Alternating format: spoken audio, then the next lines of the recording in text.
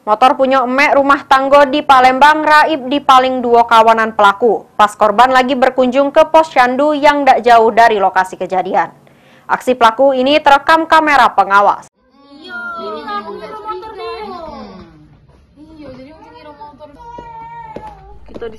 Terekam kamera pengawas aksi maling motor punya korban Rifana 42 tahun. Siko emek rumah tanggo warga Jalan Kimarogan, Kecamatan Kertapati, Palembang.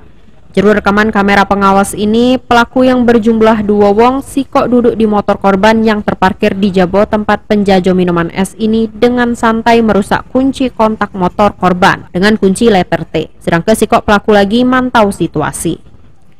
Untuk ngelabuhi wong di sekitarnya, pelaku ecek-ecek beli minuman es bersama rekannya. Merasa kondisi aman, pelaku pun bergegas pergi bawa motor korban. Menurut keterangan korban, kalau dirinya baru ngetahui motornya hilang sesudem kawan korban nak minjem motor miliknya yang terparkir di lokasi kejadian yang ndak jauh dari posyandu tempat korban berkunjung. Pas dicari motor sudah ndak kate lagi. Motor tuh kami kan posyandu sekitar jam 9.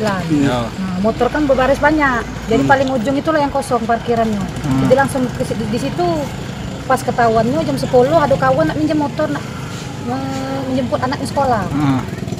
Nanya minta kunci, pas ibu unjuk kunci, mana motornya yuk, yang tetangga tuh ngomong kan. Nah pas dari situ lah ketahuan tuh jam 10-an. Motor nggak ada lagi gitu? Motor ketik lagi. Motor dikunci, pakai kunci taman nggak? Tidak, pakai kunci itulah, setang dikunci sama yang lubang kunci itu ditutup. Motor apa itu Bu? Ini Mid Street.